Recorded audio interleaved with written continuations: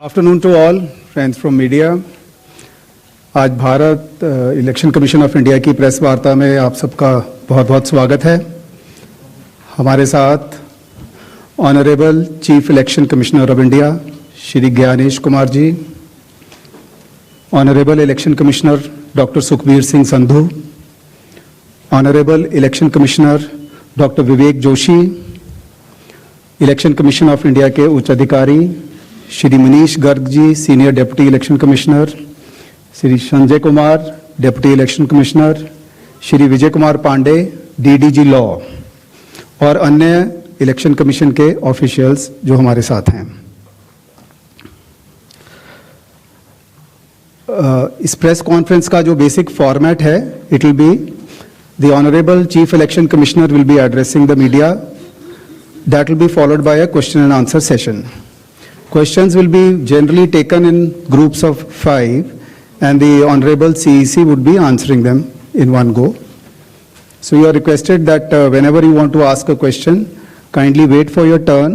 There will be a micer who will be approaching you. Introduce yourself and your organization and then you can ask your question. So that will be the basic format of the press conference. So kindly keep your mobile phones on the silent mode. Sir.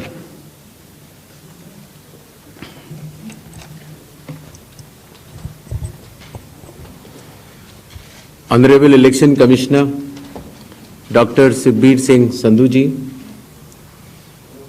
Honorable Election Commissioner Dr. Vivek Joshi जी, चुनाव आयोग के वरिष्ठ अधिकारीगण और media के मेरे दोस्तों, सबसे पहले चुनाव आयोग मतदाताओं के नाम एक संदेश देना चाहता है। भारत के संविधान के अनुरूप भारत का हर नागरिक जो 18 वर्ष की आयु पूरी कर चुका हो, उसे मतदाता अवश्य बनना चाहिए और मतदान भी अवश्य करना चाहिए। आप सभी जानते हैं कि कानून के अनुरूप हर राजनीतिक दल का जन्म चुनाव आयोग में रजिस्ट्रेशन से ही होता है।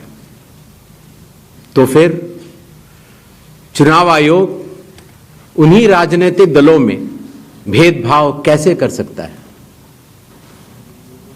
चुनाव आयोग के लिए न तो कोई विपक्ष है, न तो कोई पक्ष है, सब समकक्ष हैं। चाहे किसी भी राजनीतिक दल का कोई भी हो, चुनाव आयोग अपने संवैधानिक कर्तव्य से पीछे नहीं हटेगा। पिछले 2 दशकों से लगभग सभी राजनीतिक दल मतदाता सूची में त्रुटियों के सुधार के लिए मांग करते रहे हैं और इसी मांग को पूरा करने के लिए ही चुनाव आयोग ने गहन पुनरीक्षण अर्थात स्पेशल इंटेंसिव रिवीजन SIR की शुरुआत बिहार से की है।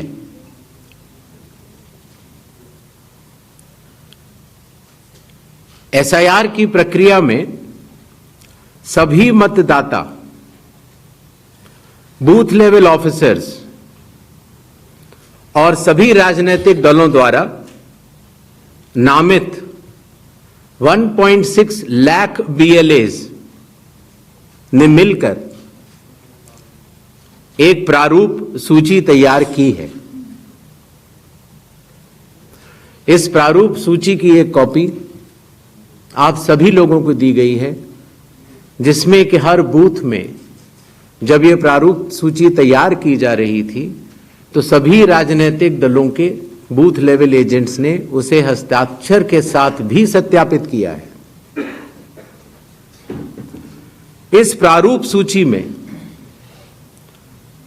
त्रुटियां हटाने के लिए एक बार फिर निर्धारित समय परिधि में सभी मतदाता और राजनीतिक दल मिलकर अपना बहुमूल्य योगदान दे रहे हैं। विगत आंकड़ों के अनुसार स्वयं मतदाताओं ने लगभग 28,370 ऐसे क्लेम्स एंड ऑब्जेक्शंस दिए हैं और जो मतदाता 1 जुलाई को 18 वर्ष की आयु पूरी कर चुके हैं या 1 अक्टूबर को 18 वर्ष की आयु पूरे करने वाले हैं, ऐसे 1,03,703 मतदाताओं ने भी अपना आवेदन फॉर्म 6 और डिक्लेरेशन के साथ किया है।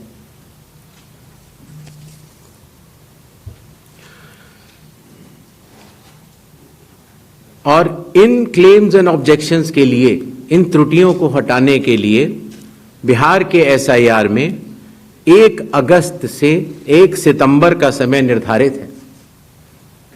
अभी भी 15 दिन का समय बाकी है।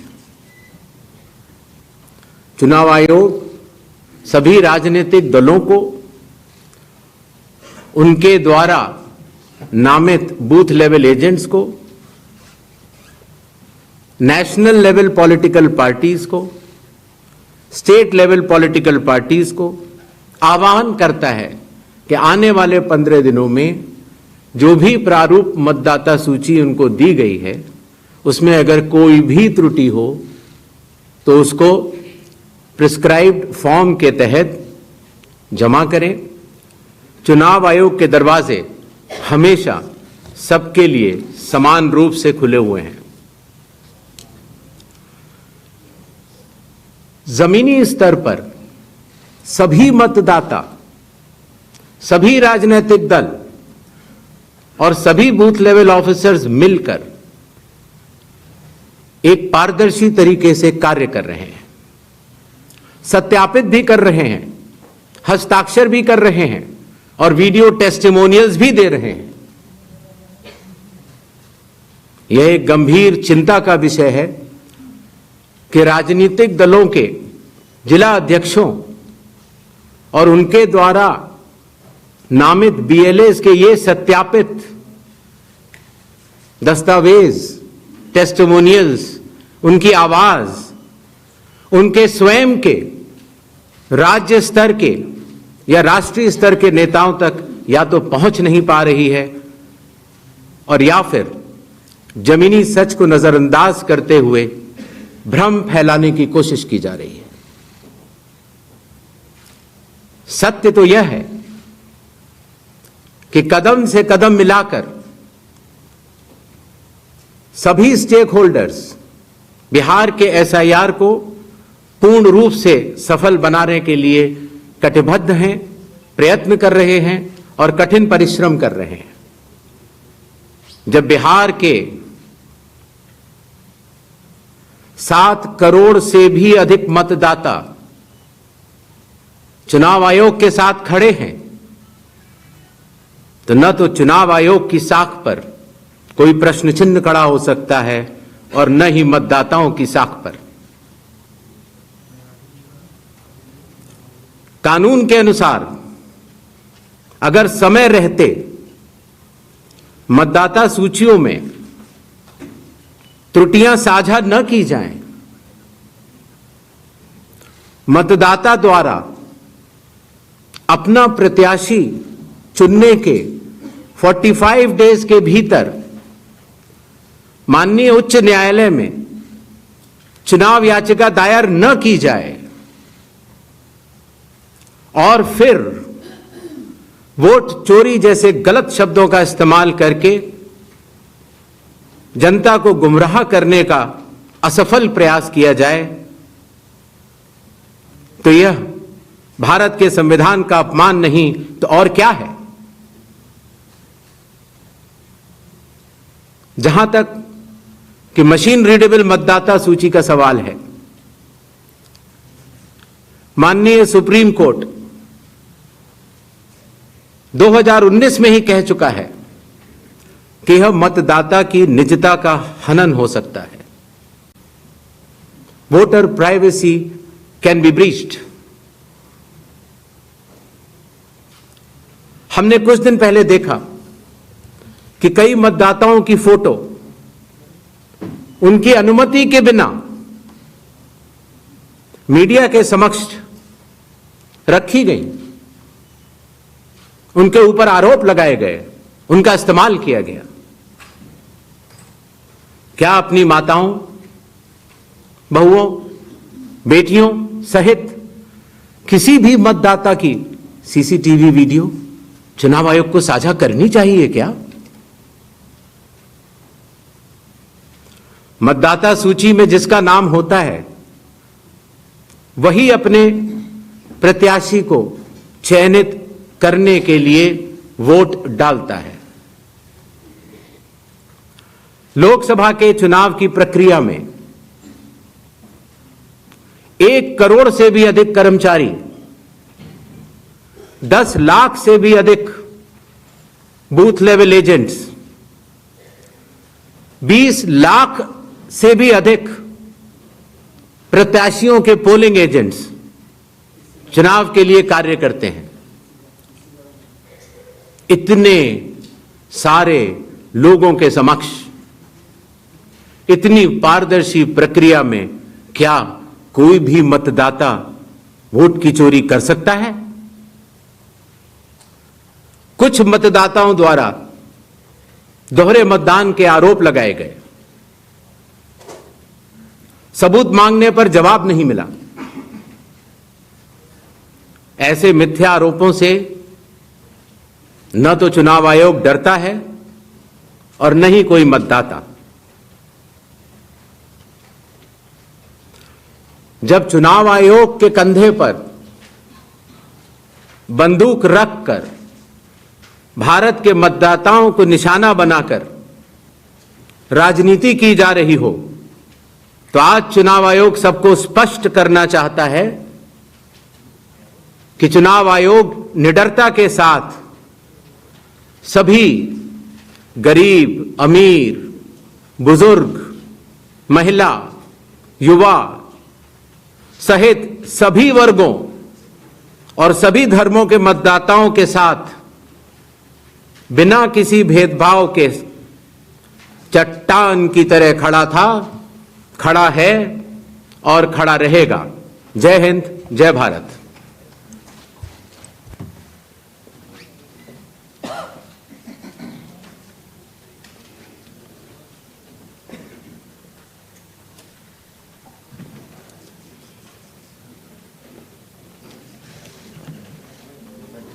Mic, please.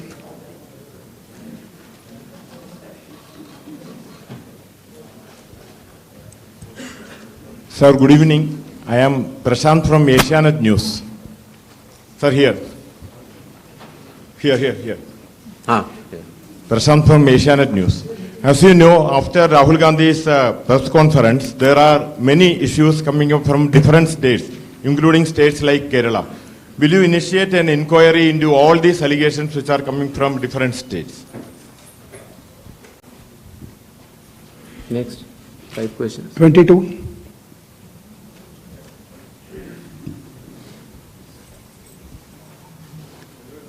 Sir. Please. I'll ask. Yeah. Hi.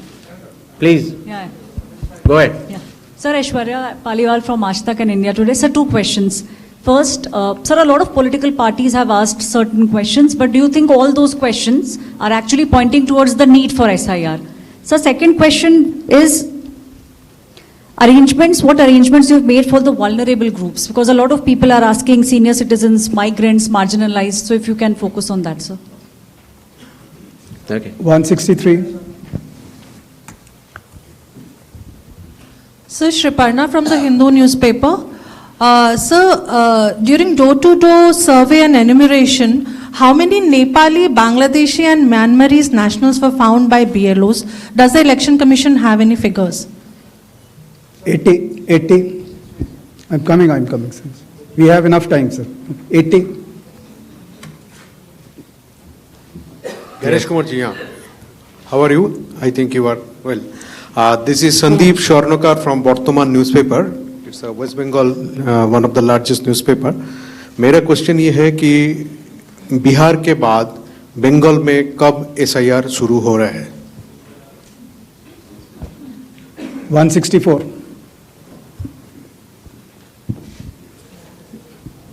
Sir Neeraj हूँ न्यूज 18 इंडिया से, नेटवर्क 18 से। हमारा सवाल है कि स्पेशल समरी रिवीजन सालाना तौर पे होता है हर साल, तो SIR की जरूरत आपको कौन सा मतदाता सूची दोनों प्रक्रिया से अलग मिलेगा, हम ये जानना चाह रहे हैं। और एक सप्लीमेंट्री सवाल है इसी के साथ कि आपने कहा कि कुछ पॉलिटिकल पार्टीज के नेता भ्रम फैलाने की कोशिश कर रहे हैं।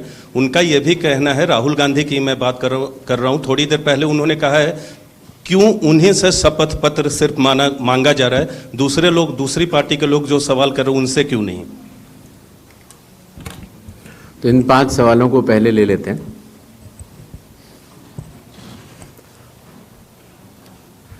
हमारे सारे मीडिया बंधुओं के माध्यम से मैं देश के मतदाताओं को ये बतलाना चाहता हूं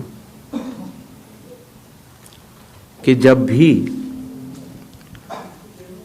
मतदाता सूची का रिवीजन होता है तो उसकी प्रक्रिया वही होती है जो मैंने आपको अभी शुरू में बताई।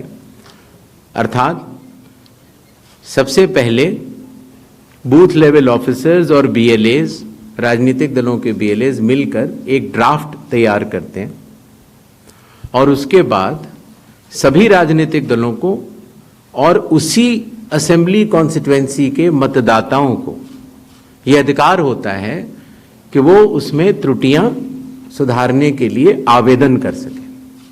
आवेदन 3 तरह के हो सकते हैं, या तो किसी का नाम छूट गया हो तो फॉर्म 6 होता है, या किसी का नाम गलत जुड़ गया हो या किसी और को जुड़वाना हो तो फॉर्म 7 होता है, और या कई बार उसमें विवरण गलत हो जाए, आपकी नाम की स्पेलिंग गलत हो जाए, फोटो गलत हो जाए, एड्रेस गलत हो जाए तो फॉर्म 8 होता है। तो ये क्लेम्स एंड ऑब्जेक्शंस का जो पीरियड होता है ये बहुत महत्वपूर्ण होता है और इसमें सभी राजनीतिक दलों की भागीदारी और मतदाताओं की भागीदारी भी आवश्यक होती है। जब ये सारे क्लेम्स एंड ऑब्जेक्शंस आ जाते हैं तो उसके बाद जो उस इलाके का SDM होता है, जिसको कई जगहों पर इलेक्टोरल रजिस्ट्रेशन ऑफिसर भी बोलते हैं, जो कि स्टेट गवर्नमेंट का एक अधिकारी होता है, वो उस पर एक निर्णय लेता है और निर्णय करने के बाद एक अंतिम सूची का प्रकाशन करता है। ये प्रक्रिया में आपके माध्यम से सभी मतदाताओं को बताना चाहता हूं, जिससे कि उन्हें भी सनद रहे कि पूरी प्रक्रिया होती क्या है। तो एक बार जब SDM की तरफ से अंतिम सूची प्रकाशित कर दी जाती है, और याद रहे कि प्रारूप अर्थात ड्राफ्ट सूची भी पॉलिटिकल पार्टी से शेयर की जाती है और अंतिम सूची भी पॉलिटिकल पार्टी से शेयर की जाती है, और आजकल चूंकि तकनीकी का जमाना है तो वेबसाइट पर भी इलेक्शन कमीशन की अवेलेबल होती है। इसके बाद भी अगर कोई भी त्रुटि रह जाए तो उस जिले के DM के पास एक अपील होती है, और अगर DM से भी उस त्रुटि का समाधान न निकले तो उसके ऊपर उस प्रदेश के चीफ इलेक्टोरल ऑफिसर के पास एक अपील होती है। जो अंतिम सूची प्रकाशित हो जाती है उसके ऊपर हो जाते हैं चुनाव। जब चुनाव होते हैं तो पॉलिटिकल पार्टीज अपने कैंडिडेट्स को खड़ा करती हैं और उन कैंडिडेट्स को यह सूची एक बार फिर दे दी जाती है कि इस सूची के ऊपर मतदान होगा, और यह सूची मतदान केंद्रवार दी जाती है।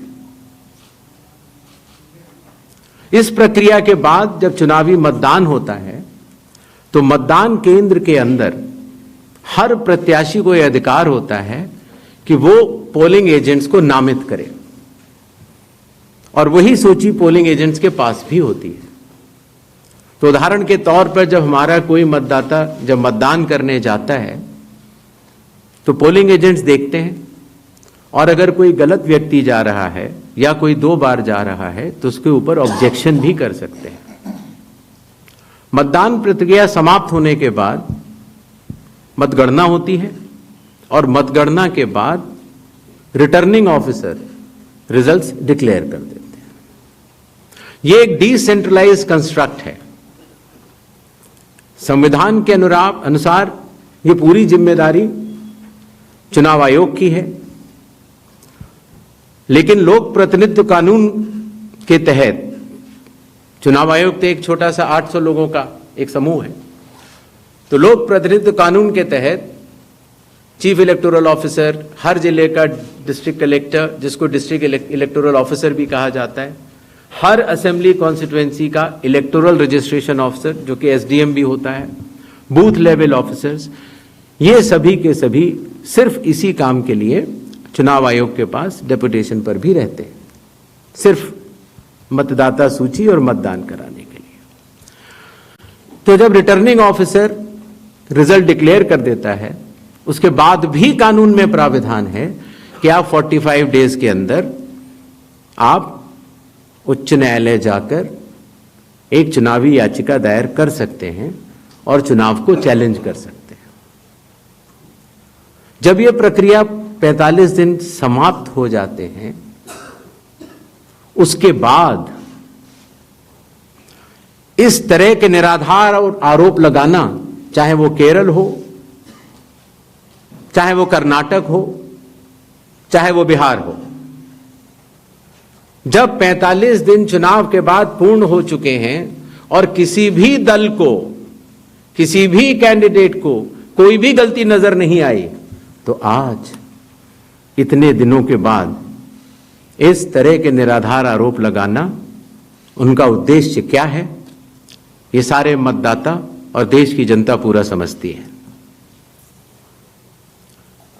जहां तक स्पेशल इंटेंसिव रिवीजन की जरूरत क्यों पड़ी, और स्पेशल इंटेंसिव रिवीजन में और नॉर्मल जो रिवीजन हर साल होता है, दोनों में क्या फर्क है, यह बहुत अहम सवाल है। पिछले 20 सालों में हर साल रिवीजन होता रहा, और जो एनुअल रिवीजन होता है उसमें साधारण तौर से एब्सेंटी, शिफ्टेड और एक जिसे कहते हैं कि एक रैंडम तरीके से उसका रिवीजन कर लिया जाता है। जब पिछले 20 सालों से इंटेंसिव रिवीजन नहीं हुआ, हालांकि पहले होते थे, अभी तक भारत में 10 से ज्यादा बार स्पेशल इंटेंसिव रिवीजन हो चुके हैं, और स्पेशल इंटेंसिव रिवीजन की खासियत यह होती है कि मतदाता सूची को, इलेक्टोरल रोल को टोटली मैक्सिमम प्यूरिफाई करने के लिए एक इन्यूमरेशन फॉर्म भरा जाता है, और हर मतदाता उसको जब भर के देता है तो उसका नाम मतदाता सूची में फ्रेश, एकदम नए तरीके से सूची बनाई जाती है। और यह इंटेंसिव रिवीजन इसलिए भी आवश्यक हो गया, एक तो सभी राजनीतिक दलों की लगातार शिकायतें आती जाती हैं कि साहब वहां पर वोट बढ़ गए, वहां पर वोट कट गए, इन लोगों का वोट सही बना, इन लोगों का वोट गलत बना। साथ ही साथ समय के साथ कई लोग जो गांव में रहते थे, जहां पर उनका वोट था, वो शहर में आ गए, उनका वोट गांव में रह गया, और जब वो शहर में आए तो वोट कटवाने की प्रक्रिया की भी अपनी कानूनी जटिलताएं हैं, तो उनका वोट गांव में भी रह गया, शहर में भी हो गया। और आजकल आपको पता है, जैसे जैसे भारत का विकास होता जा रहा है, वैसे वैसे लोग शहर छोड़ के भी दूसरे शहरों में भी जाते हैं। मुझे आशा है कि जितने हमारे मीडिया बंधु हैं वो भी शायद किसी न किसी दूसरे शहर को छोड़ के यहाँ पर आए होंगे, तो जब वो यहाँ रहने लग जाते हैं तो उनका वोट यहाँ भी बन जाता है। तो इस तरह से करते करते एक व्यक्ति के जाने या अनजाने में कई जगह वोट रह गए। तो मतदाता सूची को शुद्ध करने के लिए इन्यूमरेशन फॉर्म एकमात्र रास्ता रह जाता है, क्योंकि मैं आपको एक उदाहरण भी देता हूं। जैसे मान लीजिए श्रीपर्णा चक्रवर्ती जी हैं, उनका पहला वोट था श्रीपर्णा चक्रवर्ती के नाम से, दूसरा वोट जब वो दूसरी बार उन्होंने भरा तो उन्होंने भर दिया एस चक्रवर्ती। पिताजी का नाम मुझे पता नहीं है, माफ करें, लेकिन ए बी चक्रवर्ती भरा। अगली जगह जब उन्होंने भरा तो उन्होंने कहा कि नहीं, अखिल बी चक्रवर्ती। तो यह असंभव हो जाता है जानना कि ये दो व्यक्ति एक है कि नहीं। तो एक ही तरीका है कि उसके लिए इन्यूमरेशन फॉर्म जारी किए जाएं और एक व्यक्ति एक बार में एक ही इन्यूमरेशन फॉर्म भरेगा, जिससे कि मतदाता सूची का शुद्धिकरण भी होगा। अगर उनका नाम गलत लिख गया है तो वो सही कर सकते हैं, अगर उनकी फोटो ठीक नहीं है तो वो भी सही कर सकते हैं, अगर उनका पता ठीक नहीं है, माता पिता का नाम ठीक नहीं है तो वो भी ठीक कर सकते हैं। तो ये रही SIR की आवश्यकता। SIR में डोर टू डोर जाना पड़ता है। बूथ लेवल ऑफिसर हमारे बिहार के लगभग 90,000 बूथ लेवल ऑफिसर्स 7,89,00,000 लोगों के घर घर जाकर उन्होंने एक एक व्यक्ति को एन्यूमरेशन फॉर्म दिया। जो लोग मृत पाए गए या जो लोग घर पे नहीं थे, जो उन्होंने पड़ोसियों ने कहा या उनके घर वालों ने कहा कि ये परमानेंटली शिफ्ट हो गए हैं, या जिन लोगों ने कहा कि नहीं साहब मैं तो पहले ही दूसरी जगह एन्यूमरेशन फॉर्म भर चुका हूं, अर्थात उसका नाम 2 जगह था, ऐसे लोगों के फॉर्म वापस नहीं मिले और 7,24,00,000 फॉर्म वापस मिले 30 दिन के अंदर।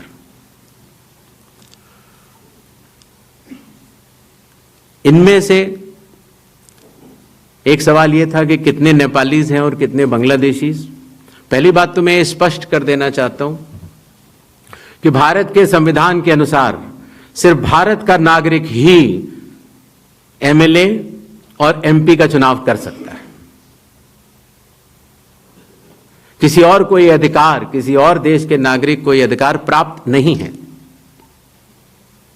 अगर ऐसे लोगों ने इन्यूमरेशन फॉर्म भरा है तो SIR की प्रक्रिया में अपनी पात्रता सिद्ध करने के लिए कुछ दस्तावेज भी मांगे गए, जिनकी गहन जांच 30 सितंबर तक होनी है। और ऐसे केस में जो ऐसे लोग हैं जो कि हमारे देश के नहीं हैं, गहन जांच के दौरान वो पाए जाएंगे और निश्चित तौर से उनका वोट नहीं बनेगा। जहां तक वेस्ट बंगाल के SIR की तारीख की बात है, हम तीनों कमिश्नर्स एक उचित समय देखकर उसका निर्णय लेंगे कि कब वेस्ट बंगाल में होना है या देश के अन्य राज्यों में कब होना है। उसकी तारीखों का ऐलान आने वाले समय में उचित समय पर किया जाएगा। एक और सवाल था कि जब इतनी पारदर्शी प्रक्रिया है तो फिर भ्रम फैलाने वाली कोशिश पर आप कुछ लोगों से ये कह रहे हैं कि फॉर्म 7 दे दें और कुछ लोगों से कह रहे हैं कि आप शपथ पत्र दे दें। इसका जवाब ये है, लोक प्रतिनिधित्व कानून में जो सबके लिए बराबर है, मेरे लिए भी है, आपके लिए भी है और किसी भी सांसद के लिए भी है और किसी भी MLA जी के लिए भी है। अगर आप उसी निर्वाचन क्षेत्र के निर्वाचक हैं तो आपको समय रहते शिकायत करने का पूरा मौका है। आप फॉर्म 6 भर सकते हैं, फॉर्म 7 भर सकते हैं, फॉर्म 8 भर सकते हैं। आपके राजनीतिक दल के बूथ लेवल एजेंट्स को भी यह अधिकार प्राप्त होता है कि वो एक शपथ देकर 10-10 फॉर्म भी बूथ लेवल ऑफिसर्स को दे सकते हैं, बशर्ते आप उस विधानसभा क्षेत्र के निर्वाचक हो। लेकिन अगर आप उस विधानसभा क्षेत्र के निर्वाचक नहीं हैं, उस कॉन्स्टिट्यूएंसी के आप इलेक्टर नहीं हैं, और अगर आप अपनी शिकायत को आगे बढ़ाना चाहते हैं, एक विषय होता है शिकायत करना, एक होता है उसके ऊपर भ्रम फैलाना, और एक होता है उसके ऊपर चुनाव आयोग पर आरोप लगाना। तो ग्रेडेड रिस्पांस के तहत अगर आप उस क्षेत्र के निर्वाचक नहीं हैं तो आपके पास एकमात्र कानून में विकल्प है, और वो है रजिस्ट्रेशन ऑफ इलेक्टर रूल्स रूल संख्या 20 sub clause 3 sub clause B, जो ये कहता है कि अगर आप निर्वाचक नहीं हैं उस विधानसभा क्षेत्र के, तो आप एक विटनेस के तौर पर अपनी शिकायत दर्ज करा सकते हैं और इलेक्टोरल रजिस्ट्रेशन ऑफिसर को आपको एक ओथ देनी होगी और वो ओथ जिस व्यक्ति के खिलाफ आपने शिकायत की है उसके सामने एडमिनिस्टर करानी होगी। ये कानून शायद इस सदन में बैठे सभी लोगों के जन्म के पूर्व का बना हुआ है और सबके लिए बराबरी तौर से लागू है। आशा है इन 5 सवालों को मैंने जवाब दे दिया होगा। आगे बढ़े। 4. I'm coming. Hi, sir. Please, I'll come to you, no problem. Hi, sir. Vrinda from Hindustan Times. Yes. So, first question is that initially when the draft electoral rolls were uploaded on the website, these were machine readable and searchable as well. The size was smaller, the pictures were clearer. But soon after Rahul Gandhi's press conference, the rolls were updated and they were changed into non-machine readable, non-searchable, low quality pictures. So was that because a lot of searches were being conducted in these rolls? And secondly, why is the dual epic ID issue there in Bihar? Despite the commission saying back in May that, we have resolved it across the country. 76. Sir मैं मुकेश कौशिक हूँ दैनिक भास्कर से। Sir आपने देखा होगा कि Rahul Gandhi leader of opposition ने central Bengaluru की constituency के तहकीकात की और ढेर सारे आरोप लगाए। उनका कहना था कि फेक सस्पिशियस वोटर बन रहे हैं, मैनिपुलेटेड हैं, मास एडिशन हुए हैं। इसके 2-3 दिन बाद ही बीजेपी के पावरफुल लीडर अनुराग ठाकुर जी ने प्रेस कॉन्फ्रेंस की और उन्होंने कहा कि उनके पास कंक्रीट प्रूफ हैं कि कंक्रीट प्रूफ है इस बात के कि lakhs of suspicious voters, duplicate voters, fake addresses, age manipulation, mass addition have been found in Wayanad, Raebareli and other constituency.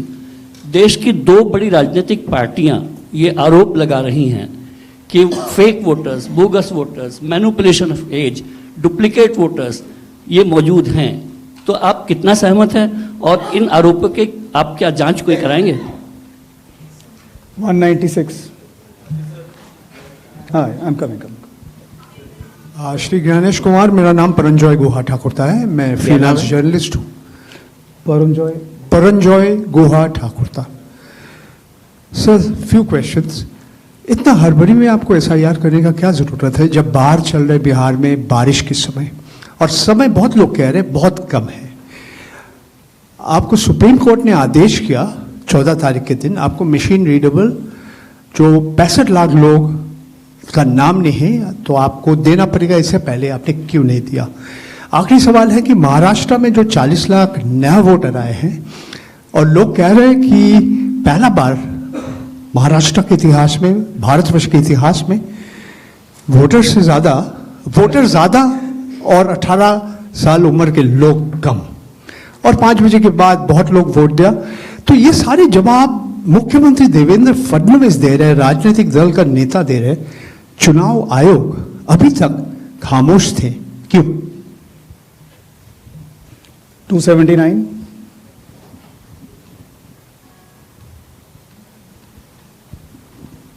Sir, मैं पीयूष पांडे हूं TV9 भारतवर्ष से।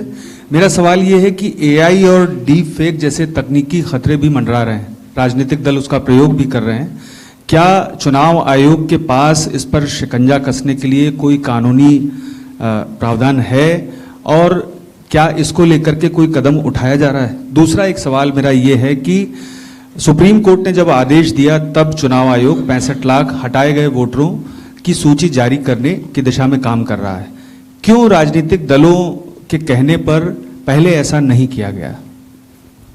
147. We'll start the next round. Sir sir मैं गौरव श्रीवास्तव टाइम्स नाउ भारत से। मेरा सवाल ये है सर कि चूंकि हम लोग चुनाव आयोग भी देखते हैं, सुप्रीम कोर्ट में सुनवाई भी देखते हैं, बार बार ये सवाल उठा, और जिस बात को आप कह रहे हैं कि भारत का संविधान कहता है कि भारत का नागरिक ही वोट डाल सकता है, लेकिन भारत के नागरिक ही वोट डाले और चुनाव आयोग नागरिकता तय करे के बीच की जो एक पतली सी रेखा है उसको लेकर जो कानूनी लड़ाई है वो कैसे सुलझने वाली है। और दूसरा ये कि जो ये बार बार विवाद आता है कि वोटर लिस्ट जो है वो सर्चेबल हो, फिर उसमें एक जैसे कई नाम है, क्या ऐसी कोई प्रक्रिया या आधार को लेकर जो चर्चा है कि अगर आधार से लिंक कर दिया जाए सिर्फ इस मकसद से कि एक व्यक्ति के पास दूसरा वोटर आईडी कार्ड न बनने पाए जब तक कि डेटाबेस में ऐसी जानकारी हो, इसके लिए आयोग क्या कदम उठा रहा है? ठीक, तो इन 5 अपने जर्नलिस्ट का मैं जवाब देता हूं।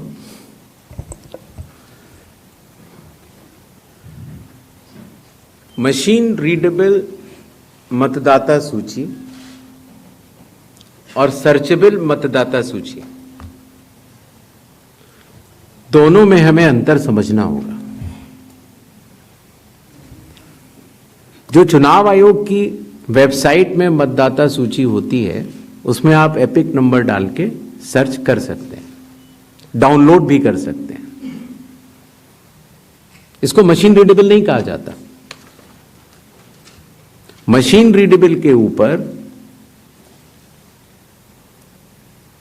मैंने आपको शुरुआती उसमें बताया था कि 2019 में माननीय सुप्रीम कोर्ट ने भी इस विषय का गहन अध्ययन किया और यह पाया कि मशीन रीडेबल इलेक्टोरल रोल देने से वोटर की प्राइवेसी का हनन हो सकता है।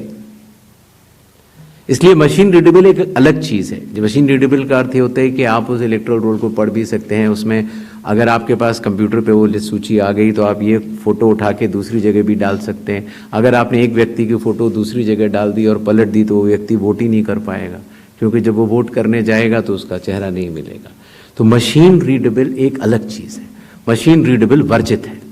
तो उसको आप, ये चुनाव आयोग का अकेला फैसला नहीं है, ये चुनाव आयोग का फैसला माननीय सुप्रीम कोर्ट के जजमेंट के बाद है और 2019 से है। तो मशीन रीडेबल अलग चीज हो गई और एक लिस्ट को सर्च करना वो एक अलग विषय हो गया। जब आप एक लिस्ट को सर्च करते हैं तो उसमें एक सवाल यह आया था कि डुप्लीकेट एपिक की समस्या चुनाव आयोग ने जब पहले सॉल्व कर ली तो इस तरह के डुप्लीकेट एपिक दोबारा कैसे आए।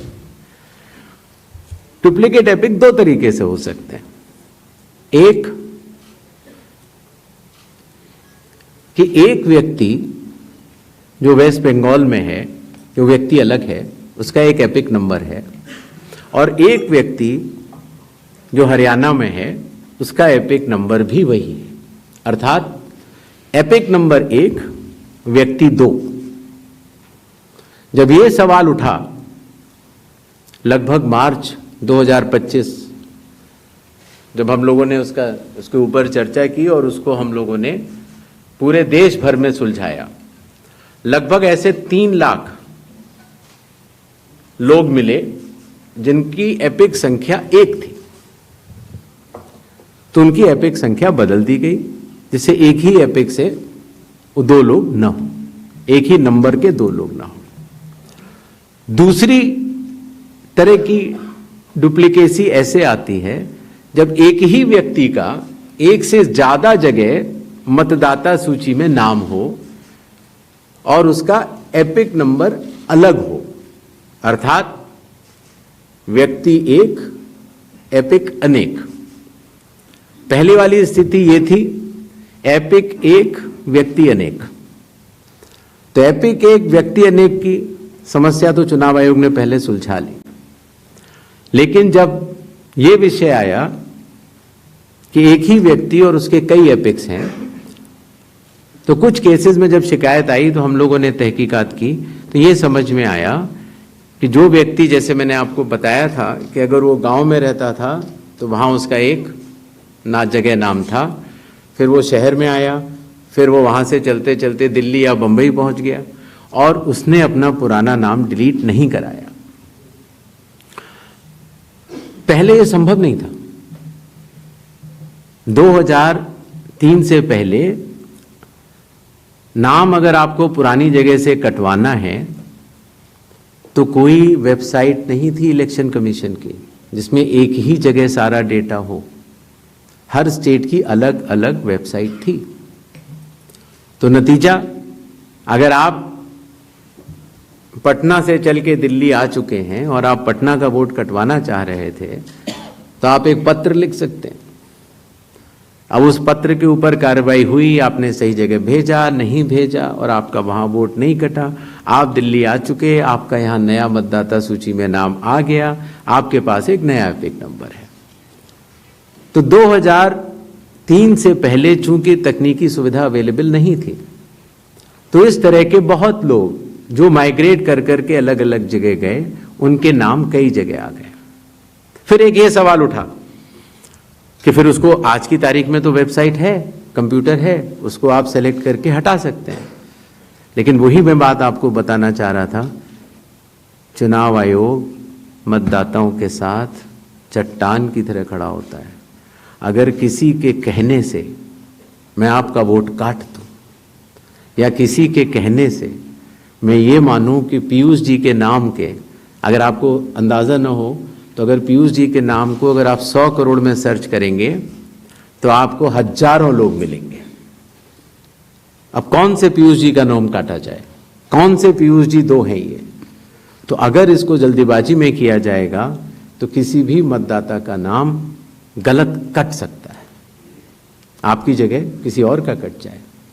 इसलिए शायद पिछले 20 सालों में टेक्नोलॉजी तो थी, लेकिन टेक्नोलॉजी का उपयोग करके किसी का मतदाता सूची से नाम काटा जाए, ये गलत होगा। और इसीलिए चुनाव आयोग ने ऐसा नहीं किया। और इसकी या तो व्यक्ति खुद कर सकता है तो कोई आपत्ति नहीं है, और या फिर स्पेशल इंटेंसिव रिवीजन के जरिए जब ये एन्यूमरेशन फॉर्म बनेगा तो पीयूष पांडे जी के पास ही फॉर्म पहुंचेगा। अगर उनके पास दूसरा फॉर्म पहुंच जाएगा तो एक ही पे दस्तखत करेंगे और डुप्लीकेट वोट की समस्या का निदान हो जाएगा। एसआईआर में हड़बड़ी क्यों? यह भी एक भ्रम फैलाया जाता है। आप लोग मुझे बताएं कि चुनाव से पहले मतदाता सूची शुद्ध करनी चाहिए या चुनाव के बाद? चुनाव से पहले। और यह बात चुनाव आयोग नहीं कह रहा है, यह बात लोक प्रतिनिधित्व कानून कह रहा है कि हर चुनाव से पहले आपको मतदाता सूची शुद्ध करनी होगी। यह चुनाव आयोग का कानूनी दायित्व है। फिर यह बात आई कि 7 करोड़ से ज्यादा बिहार के मतदाताओं तक क्या चुनाव आयोग पहुंच पाएगा? हकीकत आपके सामने है। जब 24 जून से यह कार्रवाई शुरू हुई तो यह पूरी प्रक्रिया लगभग 20 जुलाई तक ही समाप्त हो गई। फिर यह बात आई कि साहब जुलाई में क्यों? उस समय मौसम अच्छा नहीं होता। तो आपकी जानकारी के लिए मैं बताना चाहता हूं कि बिहार में इसके पहले भी 2003 में एसआईआर हुआ था और उसकी तारीख थी 14 जुलाई से 14 अगस्त, और तब भी सफलतापूर्वक हुआ था। और इस बार भी सफलतापूर्वक सबके एन्यूमरेशन फॉर्म्स वापस आ गए। एक और सवाल पूछा गया कि माननीय सुप्रीम कोर्ट के कहने से हम लोगों ने ये मशीन रीडेबल फॉर्मेट क्यों दिया? माननीय सुप्रीम कोर्ट ने ये स्पष्ट कहा है कि हर जिले की अलग वेबसाइट बनाई जाए और हर जिले की वेबसाइट पर एपिक नंबर से सर्च होने वाली सूची रखी जाए। और आपको ये जानकर हर्ष होगा कि 56 घंटों के अंदर चुनाव आयोग ने उसका अनुपालन किया है और हर जिले की वेबसाइट की सूची आप सबको जो फोल्डर दिया गया है उसमें है, आप भी सर्च कर सकते हैं।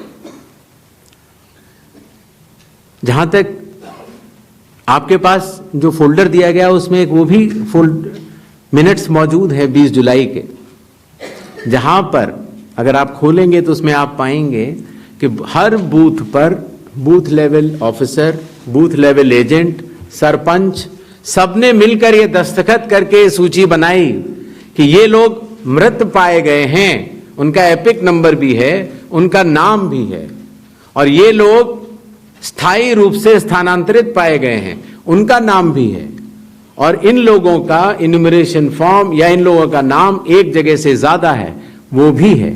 आप उस सूची को देखें तो ऐसा नहीं है कि चुनाव आयोग ने ये लिस्टें साझा नहीं की थी, लेकिन चूंकि इसका अंतिम निर्णय अभी ईआरओ ने नहीं लिया था, इसीलिए ये सूचियां राजनीतिक दलों को दे दी गई थी, और कुल मिलाके जिन लोगों के इन्यूमरेशन फॉर्म नहीं आए वो 1 अगस्त को जब ड्राफ्ट लिस्ट दी गई थी राजनीतिक पार्टियों को, वो भी दस्तावेज आपको दिए गए हैं जिसमें कि हर पॉलिटिकल पार्टी ने साइन करके ये लिस्ट ली है, जिसमें कहा है कि ये वाले नाम तो आ चुके हैं प्रारूप सूची में और ये वाले नाम नहीं आए हैं।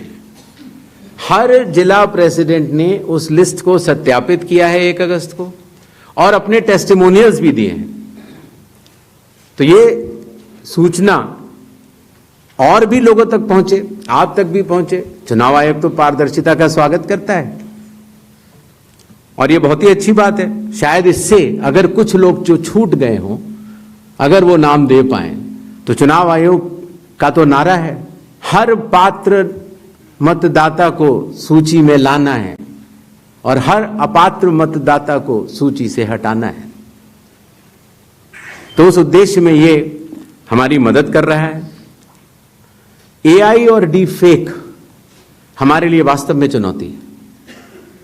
अभी कल किसी एक ट्विटर हैंडल पर एक एआई जनरेटेड वीडियो थी जो कि सत्य से परे, लेकिन इस तरह की चुनौतियों का सामना करने के लिए चुनाव आयोग तो भरसक प्रयास करेगा, लेकिन कानून के दायरे में ही रहकर कर सकता है।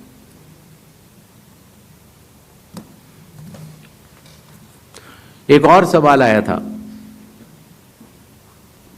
कि आखिर चुनाव आयोग पात्रता की जांच क्यों कर रहा है। संविधान के अनुच्छेद 326 में हर मतदाता की पात्रता स्पष्ट रूप से लिखी गई है और वो पात्रता ये कहती है कि मतदाता सूची में नाम आने के लिए सिर्फ भारत के नागरिक और 18 वर्ष की आयु पूरे कर चुके व्यक्ति ही पात्र हैं। रेजिडेंसी लॉज भी हैं जो कि अलग कानून में बनते हैं, जो कि ऑर्डिनरी रेजिडेंट हैं, या कोई व्यक्ति जो संविधान या किसी कानून के अनुरूप उसको वर्जित किया गया है चुनाव लड़ने के लिए, उनका नाम नहीं आ सकता। तो आर्टिकल 326 जो कि चैप्टर इलेक्शंस के अंदर आता है, जो कि हम यहां पर आपके समक्ष बैठे चुनाव आयोग की एक संवैधानिक जिम्मेदारी है, हम उसको निभाने के लिए पात्रता की जांच कर रहे हैं। नेक्स्ट 187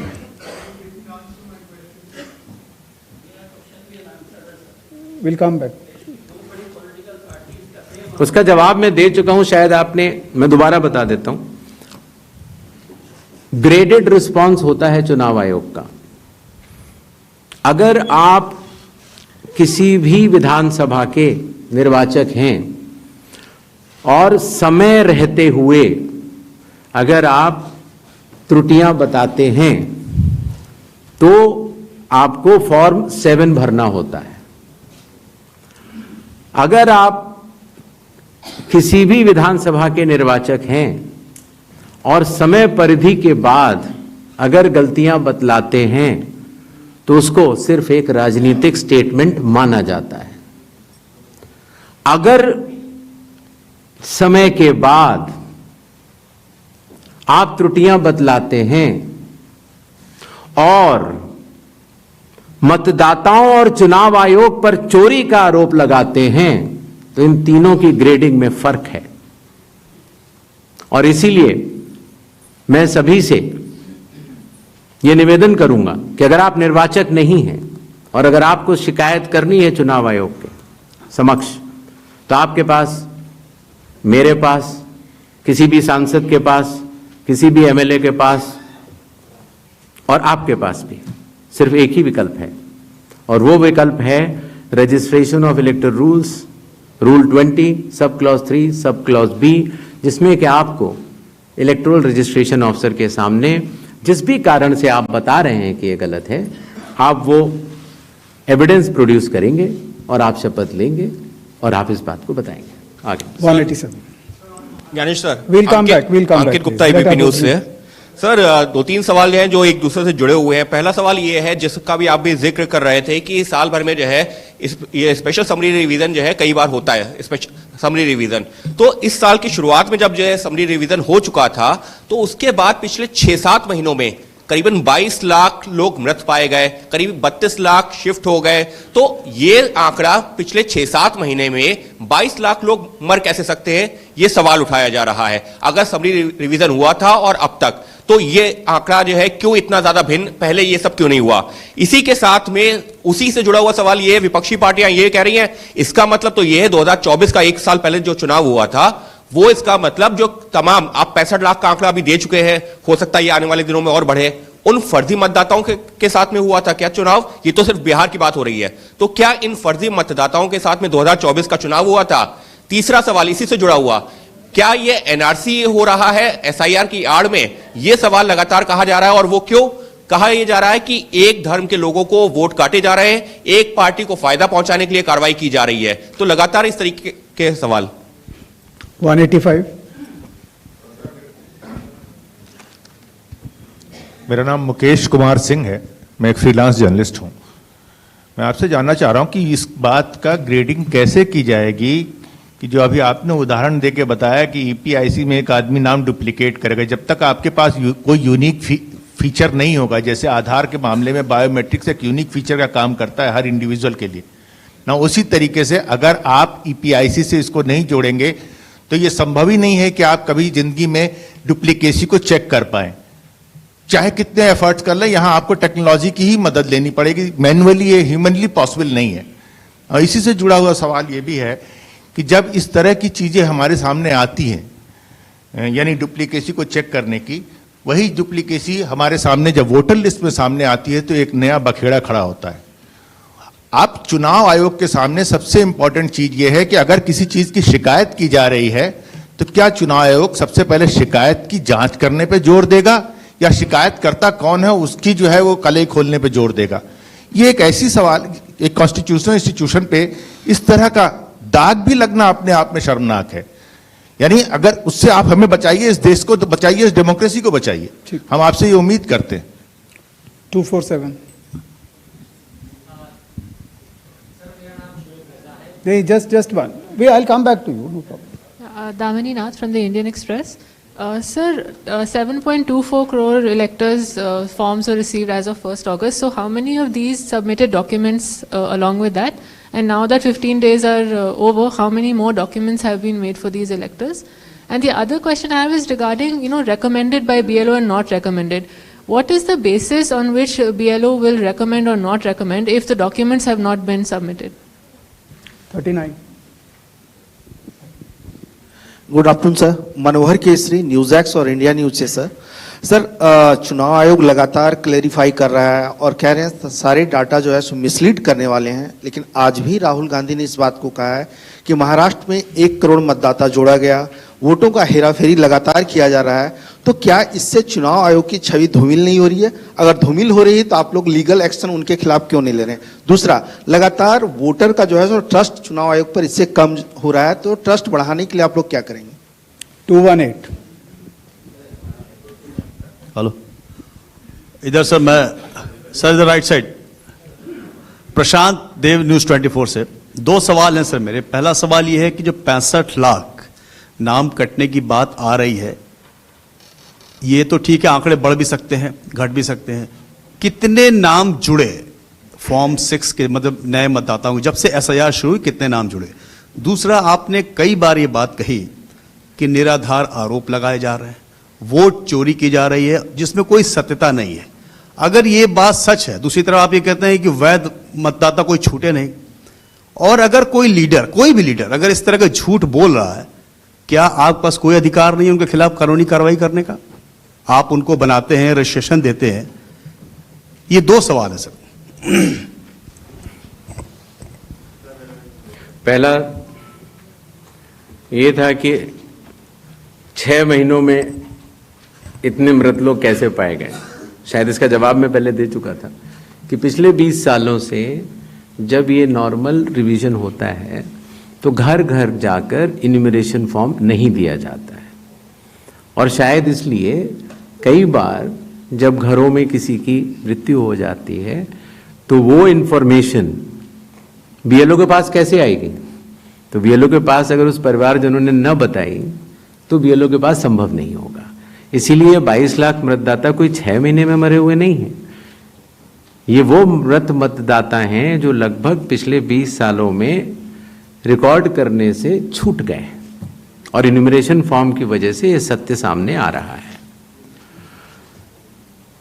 एक बात जो मैं आपके माध्यम से भारत की जनता तक पहुंचाना चाहता हूं वो ये है कि मतदाता सूची एक विषय है और मतदान करना दूसरा विषय है। मतदाता सूची में किसी का नाम गलत आ सकता है, अगर बूथ लेवल ऑफिसर से गलती हुई हो या राजनीतिक दलों ने उस पर ध्यान न दिया हो, तो किसी भी व्यक्ति का नाम मतदाता सूची में गलत आ सकता है। शायद ही किसी भी मतदान केंद्र में उस लेवल का परफेक्शन एसआईआर से पहले न रहा हो जहां की इस तरह की त्रुटियां न रही हो। इसके दो कारण हैं। एक तो हमारे बूथ लेवल ऑफिसर्स की जो ट्रेनिंग अब हम लोगों ने दिल्ली में शुरू की है, और उसके साथ साथ उनके दायित्व को उनको समझाना। तो आपको अंदाज होगा कि कितने बूथ लेवल ऑफिसर्स हैं इस देश में? 10.5 लाख। तो 10.5 लाख बूथ ऑफिसर्स इस गुणवत्ता के साथ काम करें, प्रयत्न पूरा होता है, लेकिन कुछ गलतियां रह जाती हैं। अब वो गलतियां सुधारी कैसे जाएं? तो उन गलतियों को सुधारने के लिए ही चुनाव आयोग ने जिन जिन राजनीतिक दलों को मान्यता दी है उन दलों को ही यह अधिकार दिया है कि आपके जिला अध्यक्ष बूथ लेवल एजेंट्स को नामित कर सकते हैं, और वो उनको सूची भी दी जाएगी और वो उसको शुद्ध भी कर सकते हैं। बूथ लेवल एजेंट्स भी उसी बूथ में रहने वाला व्यक्ति होता है। तो ये हमारी एक साझा जिम्मेदारी है, मतदाता की, बूथ लेवल ऑफिसर अर्थात चुनाव आयोग के पास जो डेपुटेशन पर अधिकारी है उसकी, और राजनीतिक दलों की। तो मतदाता सूची को शुद्ध करना, जिस पर हम आगे अब एसआईआर के साथ बढ़ रहे हैं, तो साझी जिम्मेदारी है। लेकिन बिहार में चूंकि हमारे बूथ लेवल ऑफिसर्स ने बूथ लेवल एजेंट्स और राजनीतिक दलों के साथ मिलकर ही काम किया, उसकी कॉपीज मैंने आपको दी हैं, कि जो लोग मृत पाए गए, जो लोग स्थानांतरित पाए गए, जिन लोगों के 2 जगह मतदाता सूची में नाम है, वो सभी ने मिलकर सत्यापित किए हुए हैं। तो शायद इसीलिए जब 1 अगस्त के बाद हमारी डेली बुलेटिन आनी शुरू हुई तो किसी भी राजनीतिक दल ने अभी तक एक भी आपत्ति दर्ज नहीं कराई है। तो क्या इसके 2 ही अर्थ हो सकते हैं, या तो प्रारूप सूची एकदम शुद्ध है, जो कि चुनाव आयोग नहीं मानता। चुनाव आयोग कह रहा है कि 1 सितंबर तक हम समय देते हैं, इसमें त्रुटियां हो सकती हैं, आइए सब लोग आइए इसको शुद्ध करते हैं। 15 दिन अभी बाकी हैं। 1 सितंबर के बाद अगर उसी तरह के आरोप लगने शुरू हुए तो जिम्मेदार कौन? हर मान्यता प्राप्त दल को अभी भी 15 दिन बाकी हैं। अगर आपको अंदाज हो तो 1.5 लाख से ज्यादा बूथ लेवल एजेंट्स हैं।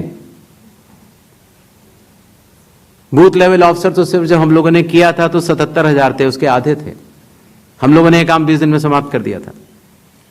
तो मतदाता सूची का गहन परीक्षण एक एक नाम के आगे मैं निवेदन करना चाहता हूं, आपके जरिए आह्वान करना चाहता हूं कि सभी 12 राजनीतिक दल, चाहे वो राष्ट्रीय पार्टी के हों चाहे वो स्टेट पार्टीज के हों, अभी भी समय रहते 1 सितंबर से पहले इसमें गलतियां बताएं। चुनाव आयोग सुधारने के लिए तैयार है, लेकिन 1 सितंबर के बाद नहीं, क्योंकि उसके बाद वही दौर शुरू हो जाता है कि मतदाता सूची एक अलग चीज होती है और मतदान अलग चीज होती है। मतदान में जब कोई वोटर वोट करने जाता है और वो बटन दबाता है तो एक ही बार दबा सकता है। मतदाता सूची में अगर 2 जगह नाम हो तो वोट चोरी कैसे? नहीं हो सकती।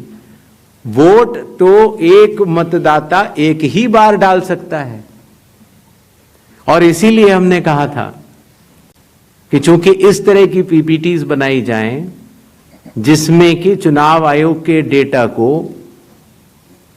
गलत तरीके से एनालाइज किया जाए और उसके जरिए यह कहा जाए कि चूंकि मतदाता सूची में ये नाम है इसीलिए मतदान गलत हुआ। मतदाता सूची और मतदान 2 अलग विषय हैं और इन दोनों को अलग अलग ही देखा जाता है। दोनों के कानून भी अलग हैं। मतदाता सूची का कानून है लोक प्रतिनिधित्व कानून 1950 और मतदान करने का कानून है लोक प्रतिनिधित्व कानून 1951। दोनों के नियम अलग हैं, दोनों के लोग अलग हैं, और दोनों चीजों को जुड़ा के ऐसा भ्रम फैलाना कि अगर मतदाता सूची में कोई ऐसी चीज है, जैसे एक विषय आया था, किसी ने कहा कि साहब हाउस नंबर 0 है, 80,000 लोगों के हाउस नंबर 0 हैं, इसीलिए वो फर्जी हैं। अगले दिन कई सारे मतदाता खड़े हो गए, उन्होंने कहा नहीं साहब हम तो यहां रहते हैं। तो आपके थ्रू मैं जनता को बताना चाहता हूं कि हर पंचायत और हर म्यूनिसिपैलिटी में जरूरी नहीं है कि आपका घर होते हुए भी उसको घर का नंबर दिया गया। तो चुनाव आयोग जो कि एक एक मतदाता को ढूंढ कर उसका वोट डलवाता है। आपको पता है अरुणाचल प्रदेश का एक गांव है मालेगांव, जहां सिर्फ एक मतदाता बहन के लिए पूरा चुनाव आयोग 2 दिन तक ट्रैकिंग करके जाता है और उनका वोट लेके आता है। वही चुनाव आयोग जो गिर फॉरेस्ट के पीछे एक महंत हैं, उनके लिए 1.5 दिन की ट्रैकिंग करने जाता है, पूरा वोट बूथ बनाता है और वोट लेके आता है। उस कर्मठता से, और आज से नहीं 75 सालों से उस विरासत से, कर्मठता से कार्य करने वाले चुनाव आयोग के ऊपर अगर निराधार आरोप आप मतदाता सूची और मतदान को मिला के और जनता के सामने अगर ये कहें कि चोरी हो रही है तो ये गलत बात है। जनता सब समझती है। किसी व्यक्ति के अगर 2 जगह वोट भी हो तो भी वो एक ही जगह वोट करने जाता है। 2 जगह वोट करना कानूनी अपराध है। और अगर कोई भी व्यक्ति ऐसा कहता है तो सबूत तो चाहिए। सबूत मांगा था, मिला नहीं। इसी तरीके से जिन लोगों के पास घर नहीं होता, आप लोग भाग्यवान हैं, कई लोगों के पास घर नहीं होता लेकिन उसका नाम भी मतदाता सूची में होता है। और उसका पता क्या दिया जाता है? उसका पता वो जगह दी जाती है जहां वो व्यक्ति रात को सोने आता है, कई बार सड़क के किनारे, कई बार पुल के नीचे, या कई बार लैंप पोस्ट के किनारे। और फिर अगर यह कहा जाए कि वो फर्जी मतदाता है, ये हमारे गरीब मतदाताओं, बहनों, भाइयों और बुजुर्गों के साथ एक बहुत बड़ा खिलवाड़ है। 0 नंबर। आपको पता है इस देश में करोड़ों लोगों के घरों के पते के आगे 0 नंबर है। क्यों? क्योंकि पंचायत, म्यूनिसिपैलिटी, जिस घर में वो रहते हैं, उन्होंने उनका नंबर नहीं दिया। शहरों में अनऑथराइज्ड कॉलोनीज हैं जहां उनको नंबर नहीं है, तो वो अपने फॉर्म में क्या पता भरें? तो चुनाव आयोग के निर्देश कहते हैं, अगर ऐसा कोई भी मतदाता इस देश में है, चुनाव आयोग उसके साथ खड़ा है और उसको नोशनल नंबर देगा। और चूंकि कंप्यूटर में जब उसको भरते हैं तो वो 0 दिखता है। इसका अर्थ ये नहीं है कि वो मतदाता नहीं है। मतदाता बनने की शर्तों में आपका पता इतना अनिवार्य नहीं है जितनी कि आपकी नागरिकता और आपके 18 वर्ष की आयु पूरा होना, और जितना कि आप उस बूथ के आजू बाजू में रहते हैं। इन अनिवार्यताओं के तहत ही आपका वोट बनता है। शिकायत के ऊपर जांच क्यों नहीं होती, इस सवाल का जवाब भी देना बनता है। अगर मीडिया में किसी एक व्यक्ति के बारे में शिकायत आ जाए तो चुनाव आयोग कहता है कि नियम में तो नहीं है लेकिन कर लेनी चाहिए। वो सीईओ को बोलता है, या सीईओ कई बार चीफ इलेक्टोरल ऑफिसर स्वतः संज्ञान ले लेते हैं, डीएम स्वतः संज्ञान ले लेते हैं और जांच कर लेते हैं। लेकिन अगर आरोप 1.5 लाख मतदाताओं का हो तो क्या बिना किसी सबूत के, बिना किसी हलफनामे के 1.5 लाख मतदाताओं को नोटिस जारी कर दिया जाए?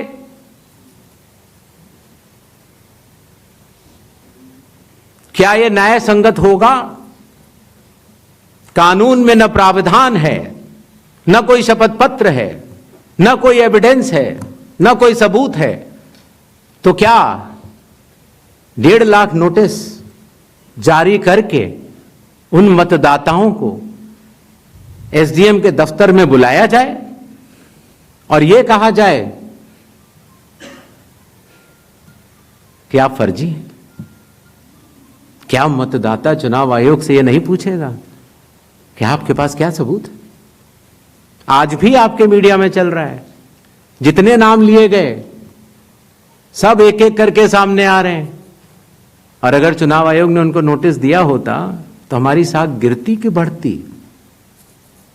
किसी ने सवाल पूछा था तो मैंने सोचा बतलाता चलो। बिना किसी सबूत के किसी भी वैलिड मतदाता का नाम नहीं कटेगा।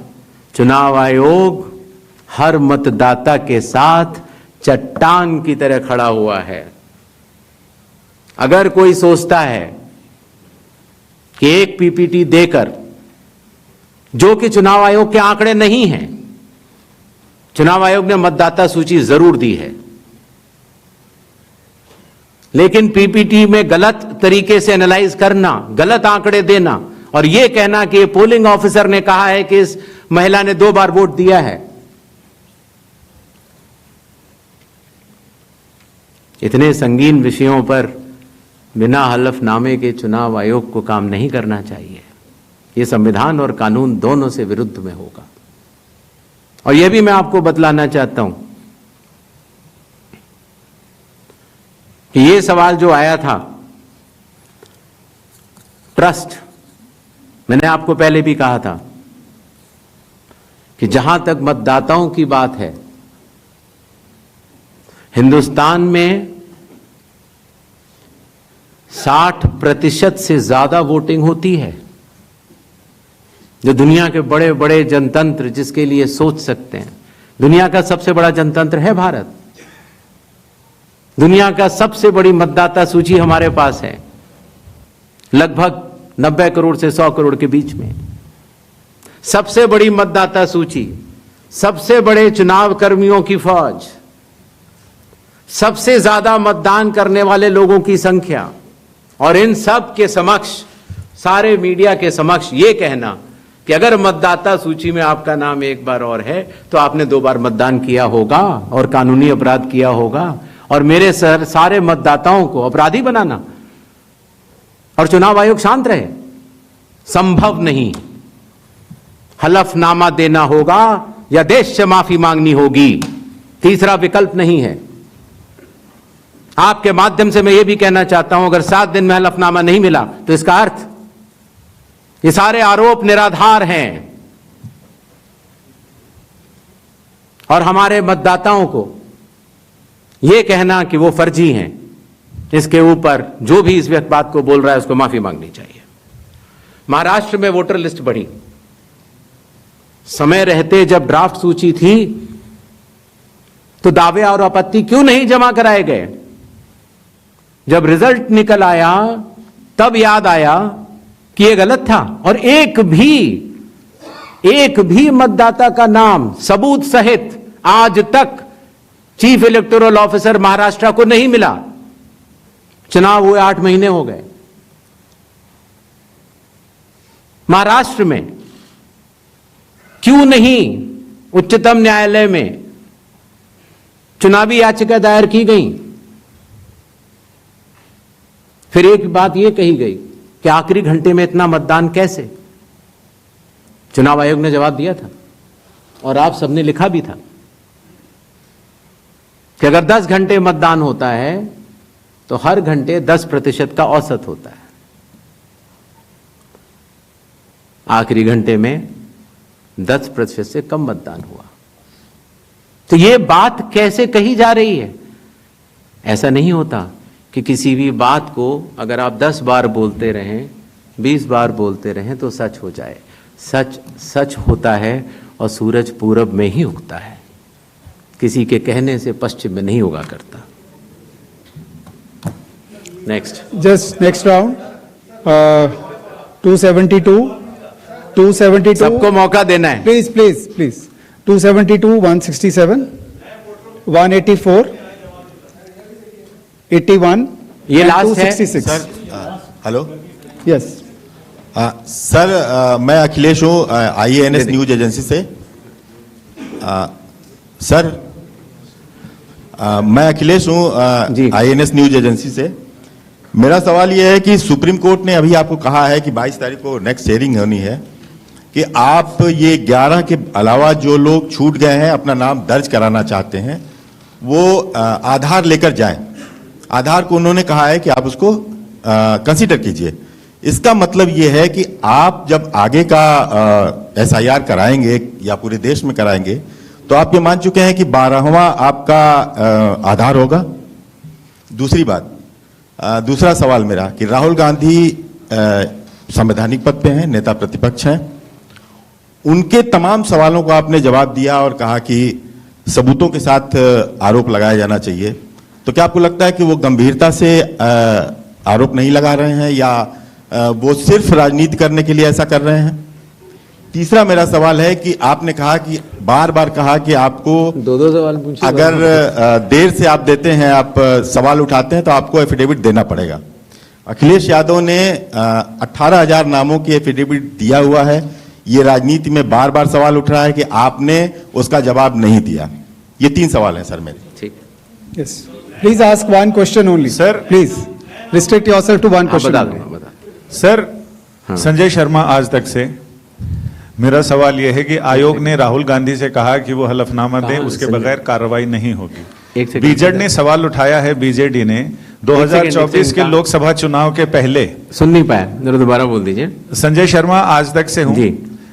मेरा सवाल, आयोग नया जरूर है, सवाल पुराना है, लेकिन सवाल उससे जुड़ा है क्योंकि आप भी RP एक्ट की दुहाई देते हैं और संविधान की। तो 2024 के लोकसभा चुनाव के बाद बीजेडी ने यह कहा कि उन्होंने हलफनामा देकर उड़ीसा में मतदाता सूची में गड़बड़ी की शिकायत आपसे की थी, तो उसमें अब तक क्या कार्रवाई हुई है वो अगर आप बता सकें तो सही होगा। और दूसरा, लोग टाइमिंग को लेकर सवाल उठा रहे हैं, एक तरफ राहुल गांधी की प्रेस कॉन्फ्रेंस है, दूसरी तरफ मुकाबले में चुनाव आयोग की। क्या चुनाव आयोग रथ का टूटा पहिया लेकर कृष्ण की तरह आगे बताएं? हाँ, भाषा देखिए, भाषा अच्छी रहे तो अच्छा लगता है जी। सर 184, मैं इंडिया टीवी से शोएब रजा। मेरा सवाल सर ये है कि बिहार में जो ड्राफ्ट की सत्यता की जांच हो रही है, बाद में जो सर्टिफिकेट दिए जा रहे हैं, ऐसी बहुत बड़ी आबादी है, हम गए थे बिहार में, जो वो दस्तावेज 11 के 11 में से एक भी नहीं दे पा रहे। अभी हम देख रहे थे कि उनमें से मूल निवास प्रमाण पत्र के लिए एक होड़ मची हुई है बनाने की, आधार से ही बन रहा है वो भी। तो उन लोगों के लिए मुश्किल ही हो रहा है कि जो 15 दिन का अब समय बचा है उसमें भी अगर वो मूल निवास प्रमाण पत्र या इस तरह कोई सर्टिफिकेट नहीं बनवा पाते और एक बड़ी आबादी ऐसी रह जाती है जिसकी सत्यता नहीं होती, तो उनके लिए आप लोग क्या करेंगे? 266 इधर दीजिए, 266. Sir, Anubhuti Bishnoi from the Economic Times. So I'll repeat this question because you haven't replied to that one. 7.2 crore enumeration forms have come in. How many have come in without any of the 11 documents? I told her I'll reply. Yes. 81. Sir, second, sir, in 2004 when intensive revision was carried out, it's an EC order which clearly states that Arunachal and Maharashtra are being left out of intensive revision because polls are due, assembly polls are due within months. But you have, the Election Commission this time has set aside that principle for Bihar. If you could explain that. Okay. Third, when you took over as CEC, you have identified political parties as a key stakeholder. And you've also held rounds of meetings and consultations with them. Do you think, given the kind of criticism SIR has drawn, maybe there should have been a wider consultation with political parties before embarking on such a massive exercise? Sir, मैं Manish Agarwal Navbharat times से। हाँ sir, जैसा कि आपने कहा राहुल गांधी के बारे में कि हलफनामा देना होगा या देश से माफी मांगनी होगी 7 दिन के अंदर, नहीं तो हम मानेंगे सारे आरोप निराधार हैं। अगर राहुल गांधी ऐसा नहीं करते हैं तो क्या भ्रम की स्थिति ऐसी देश में फैली रहेगी? चुनाव आयोग अपने स्तर पे क्या इस बात को कंफर्म करेगा कि जो वोटर लिस्ट हमारी है वो बिल्कुल ओके है और आरोप निराधार हैं? सेकंड इज, जो SSR हर साल होता है सर, जैसे बिहार की बात करें तो 22 साल बाद हो रहा है, तो 3 साल वोटर हर साल जुड़े, 65 लाख अगर वोटर, तो क्या हमारी चुनाव आयोग की कोई जिम्मेदारी नहीं जो हर साल SSR हो रहा है कि वे कैसे एटलीस्ट डेड वोटर कैसे जुड़ रहे हैं हर साल, तो क्या उनकी भी कोई जवाबदेही बनती है सर? Thank you. पहली बात, That's okay, that's please. पहली बात ये दोबारा आई कि साहब डेट्स को लेकर पूछा गया, तो मैंने स्पष्ट किया था कि लोक प्रतिनिधित्व कानून के अंतर्गत जो रिवीजन होता है वो चुनाव से पहले होता है। बिहार का चुनाव 22 नवंबर 2025 से पहले संपन्न किया जाना है, क्योंकि बिहार की जो हमारी विधानसभा है उसकी कालावधि वहां समाप्त हो रही है। हमारे पास 1 जनवरी 2025 का एक स्पेशली रिवाइज्ड किया हुआ एक रोल था, इंटेंसिव नहीं था। आमूमन तौर से चुनाव से 6 महीने से अगर ज्यादा हो तो हम लोग को वोटर लिस्ट रिवाइज करनी चाहिए। तो अगर 1 जनवरी से 22 नवंबर तक हम रिवाइज नहीं करते तो इस 11 महीने से ज्यादा के अरसे में काफी त्रुटियां हो सकती थी।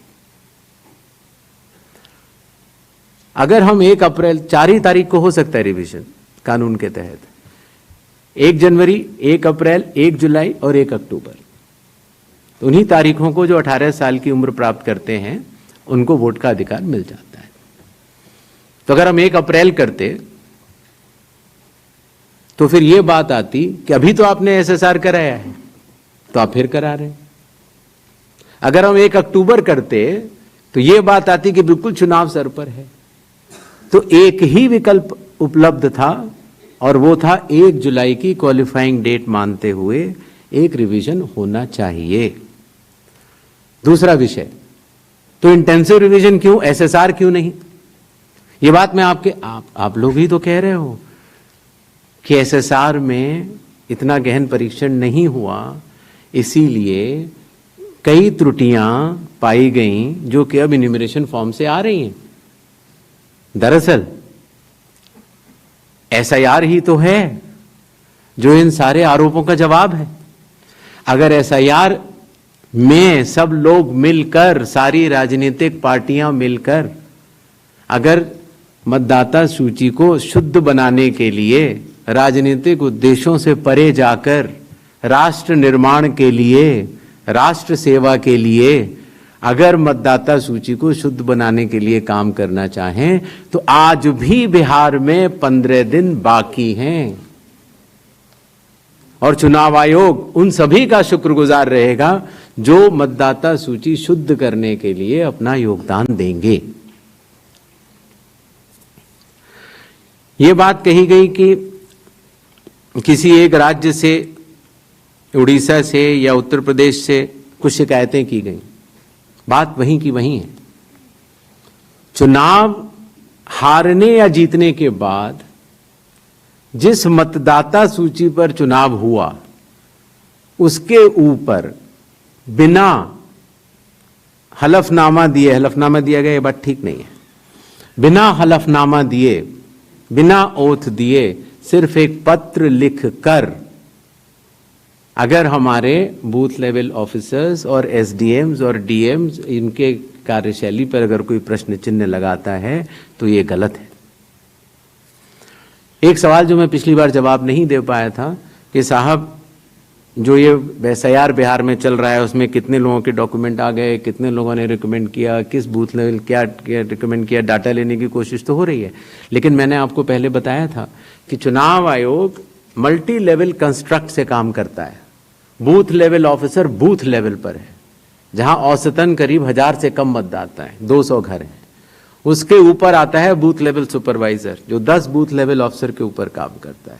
उसके ऊपर आता है एसडीएम, उसके ऊपर आता है डीएम, उसके ऊपर आता है चीफ इलेक्टोरल ऑफिसर, और मतदाता सूची का कार्य वहीं समाप्त हो जाता है। चुनाव आयोग में न तो मैं, न मेरे साथी चुनाव आयोग, न कोई चुनाव आयुक्त का अधिकारी और न आप कोई भी वोट जोड़ सकते हैं या काट सकते हैं सिवाय कानूनी प्रक्रिया का पालन किए, कोई भी। तो आपको इस बात को समझना होगा कि इस कंस्ट्रक्ट में जो डिसेंट्रलाइज कंस्ट्रक्ट है, इसमें बूथ लेवल ऑफिसर ने जब किसी मतदाता से डॉक्यूमेंट्स लिए या उसने दिए तो कितने डॉक्यूमेंट्स लिए, क्या उसको रिकमेंड किया या नहीं किया, ये सारा विषय अभी भी एसडीएम स्तर पर विचाराधीन है, जिसका निर्णय 30 सितंबर तक आएगा। और उसके पहले इस सवाल का जवाब पूछना और बताना दोनों ही त्रुटिपूर्ण भी रहेगा और वो भी रहेगा। अगर आप आधार के बारे में आपने बोला, माननीय सुप्रीम कोर्ट का स्पष्ट आदेश है कि जो लोग एग्रीव्ड हैं, जो लोग ड्राफ्ट सूची से एग्रीव्ड हैं, वो लोग अपने इन्यूमरेशन फॉर्म को आधार के साथ जमा कर सकते हैं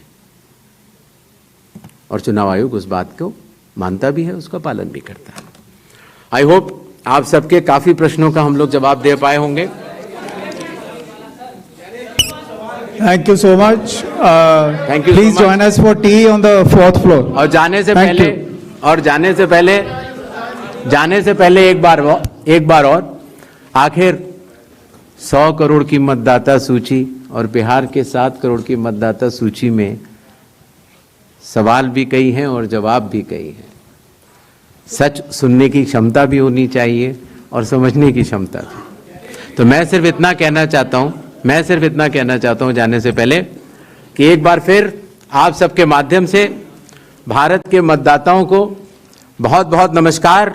और सभी राजनीतिक दलों से हम ये आह्वान करते हैं कि अभी भी प्रारूप सूची में कोई भी त्रुटि हो तो आगे आएं और हमें 1 सितंबर तक बताएं। 1 सितंबर के बाद बतलाने से कोई फायदा नहीं होगा। जय हिंद, जय Bharat. Join us for tea on the 4th floor, please. आओ फोटो खिंचवा। आ जाओ यार।